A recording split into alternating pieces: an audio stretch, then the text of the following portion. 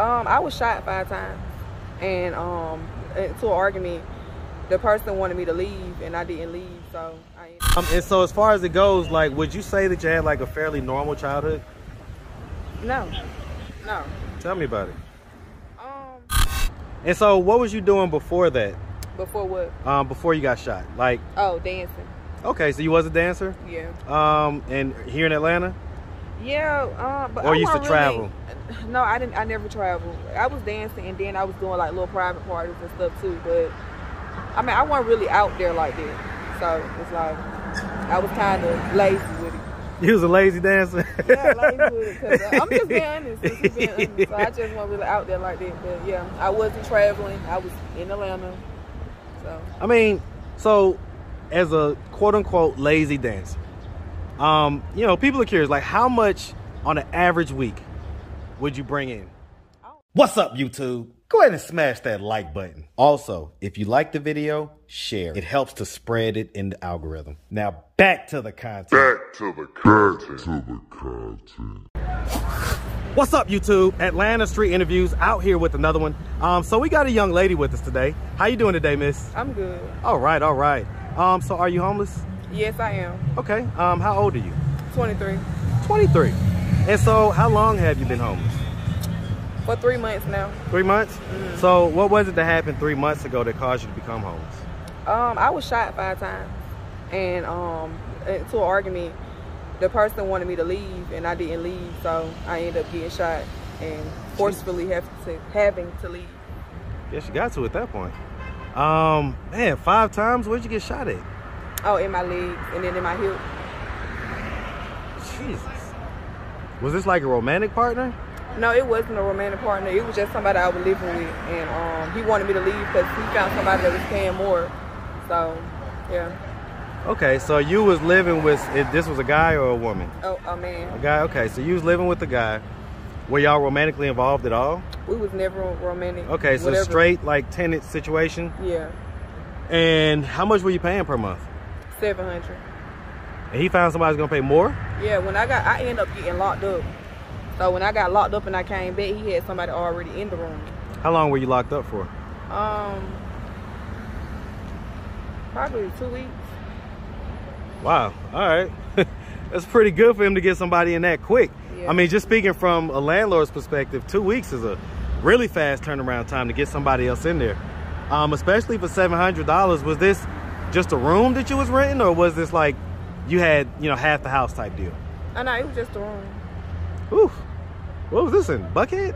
Nah, it was in Clayton County. And my friend, a friend of mine, well, ex of mine, not a friend, she was living there. Well, she wasn't living there, but she was there too because I wasn't feeling safe. But he ended up killing her. So, yeah. What? Yeah, the story online. Welcome back, and continuing our coverage as police in Clayton County search for a man wanted in a double shooting that took the life of a young mother. And so now family and friends are begging him to turn himself in as the search enters into its 5th night. Take a good look at your screen right here. Police say 69-year-old Charles Wise is wanted for malice murder in the death of 34-year-old Monique Miles. He's accused of shooting her and another woman at a home. This is in Connolly last Thursday. Miles now leaves behind an 11-year-old daughter. We spoke with family and friends, and they tell us that she was happy, charismatic as a mother. If you know where Wise is or have more information about this incident, call Crime Stoppers or Clayton County Police. Okay, Jesus Christ. And this happened just a few weeks ago? Nah, this happened like 3-4 months ago. All right, 3 or 4 months ago. Okay, all right. And so I see you got is that a 3-year-old little fella? Yeah, he's 3. Okay. Is that your only child? Yeah. Okay. Have you ever been married? No? Okay. So let's just start from the beginning. So where you from? I'm from Cleveland, Ohio. Hey man, shout out that big Cleveland, man. Shout it out. Man, shout out them Bone Thugs and Harmony and the whole state of Ohio, man. The Ohio State University, man, and Cincinnati, all that, man. Columbus. I love Ohio, man. I had teams of guys in every city in Ohio making money, man. Right. Making money. So Definitely love the whole Midwest, but I've got a special place in my heart for Ohio. Right. All right, so growing up in Cleveland, did you have both your mom and your dad in the household? I didn't really grow up in Cleveland. I was down here when I was older, but I was just born down there. But okay, you was born in Cleveland, so you grew up here in Atlanta? Yeah, I grew up part? Here. Like Inglewood and stuff, born home. I don't know. We was living everywhere. Okay, so all around Atlanta, basically. Yeah, That's what they call that. Okay. Yeah. Hey, man, shout out the whole A, man, all day, man. Nah, it's a bunch of folks, man, that's their story, man. Like, here, they're everywhere. And definitely shout out to old Bowen Homes, man. That was, whoo, that was rough back in the day, boy. All right, so grew up here in Atlanta. Did you have both your mom and dad in the household? At first I did, but then my dad ended up going to jail. Okay, what age, how old were you when that happened? 10, 11. Okay, so about halfway through. And so were they in the household together up until that point? Yeah. Okay. Were they married? No. Okay, just long-term relationship? Mm-hmm. Okay. And so as far as it goes, like, would you say that you had like a fairly normal childhood? No. Tell me about it. It was kind of rough, you know, like, I don't know, I just always had problems with my mom. And then, like, my dad, he's in jail. You can look that story up, too. His name is Cedric Favors. He's in jail for molesting us. So, I don't know. I always had a lose-lose. So, I don't know.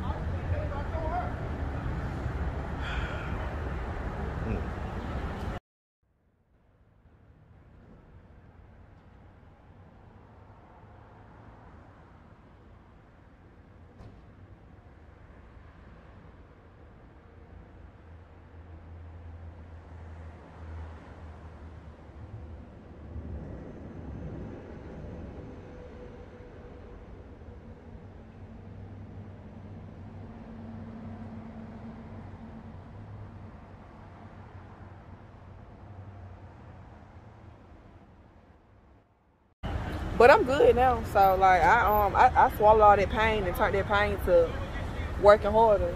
You know what I get it. But I mean, I get it. What age do you remember that happening from? Like 10, 11. And up until what age? I don't remember. But like I said, you can go look it up on the internet. His name is Cedric Favors. Okay. And you say that you and your mom didn't really get along that well? No, and we still don't. I'm sorry. I said no, and we still don't. Why not? I mean, I don't know. I feel like it's jealousy. I don't know. I'm not trying to figure it out anymore. Like, I'm just like, it is. So she's always kind of treated you a certain way? I mean, yeah. So I really don't care no more. Like, it is what it is. If I was to ask her why you guys have a contentious relationship, what do you think her response would be? She gonna say I'm crazy. How so? I'm having an episode. I'm crazy. Have you ever had any mental health diagnosis? Yeah, she have too. She got them too. I probably got it from her because she drove me crazy. She. What's the mental health diagnosis? Bipolar and depression. Bipolar and depression. Okay. Yeah. So, I mean, sometimes on this channel, right, what we do is, especially, we have a lot of moms and daughters, you know, situations. Yeah. A lot of times it's easier to talk to people when they're not in front of you. It's easier to get out all of your thoughts and your feelings when they're not there to kind of manipulate you or gaslight you. If you could give any message to your mom, if she would have happened to be watching this video, come across it on YouTube, what message or what do you want her to know about how you feel? I just want a regular mom. Like, I want to be able to talk to her and express to her how I feel about things, and, you know, for her to, like, accept me for who I am. And I don't know, I just want a normal mom. Like, I just want a regular mom. I want to be able to sit down and have a conversation with her. I want to be able to go do stuff with her. Like, I don't want to be like this, you know. Does it hurt you that she doesn't seem to understand that that's what you want? It hurts real bad. It hurts real bad. Tell her. Tell her how bad it hurts. I mean, I've told her numerous of times, but I just, you know, like now I'm a numb person, so I don't feel pain no more. Like, that's not a good place to be. Yeah, it ain't. But it's not a healthy. It's not a mentally healthy place to be, because what happens eventually is that breaks. That breaks, and so the best way to deal with these type of scenarios is to slowly unload. Yeah. Slowly unload. Because, I mean, but you know, all that takes time. Like that. It definitely takes time. Yeah. I think that some of what these conversations are is a first step towards that. Yeah. Is a first step towards that, because a lot of times we walk around with these walls up that we've built up, and nobody really seems to care, you know. And so we have our wall, and we walk around with that. But that further down the line, that eats us alive, like cancer from the inside. Yeah. You know. When's the last time you talked to your dad? Well, I guess that happened. So okay. Well, no, I talked to him though while he was in jail. I told him how I felt about what he did. What were those conversations like? I mean, he just started crying. You know, I talked to him after I got shot. He ended up calling and stuff. So, you know, I told him how I felt, and he was just crying. You know, but was that the first time that y'all had talked since you know he went to jail? Yeah. But I mean, yeah. How did you feel while you was having that conversation? I mean, I'm gonna be honest. I didn't feel no way. Like, I didn't feel sorry for him for crying. Like, I didn't care. Like, I just didn't care. I don't know. I don't have no feelings no more. Okay. Yeah, I don't got no feelings no more. How do you think that situation has affected your romantic life as an adult? Oh, a lot. How so? I've been dealing with women though, you know what I'm saying? But it's just like, it made me move away from men a lot more. Like, I don't really feel comfortable with men and stuff like that. So, but I've been liking women anyways. It's just that made me kind of go even harder towards that. Yeah. Okay. So the guy that you're with right here, are you guys like romantically involved? Oh no. No? No. Okay, so is this like a family member or something like that, or? No, he's a friend of mine, but he actually is a trainer. And I've been trying to get my leg back right, because I got a rod in my leg. Okay. Yeah, I was about to say, I see, you know, got some muscles and stuff like that. Oh, yeah. Okay, so, okay. I got a rod in my leg, so he's trying to help me, like, get my leg back together and stuff, because I walk with a limp, as you can see. Actually, I didn't notice it. Oh, you didn't know? Yeah, I didn't, actually. So he might be doing a really good job. Oh, that's crazy. He might be doing a good job. Oh, that's crazy. Well, yeah, my hip broke.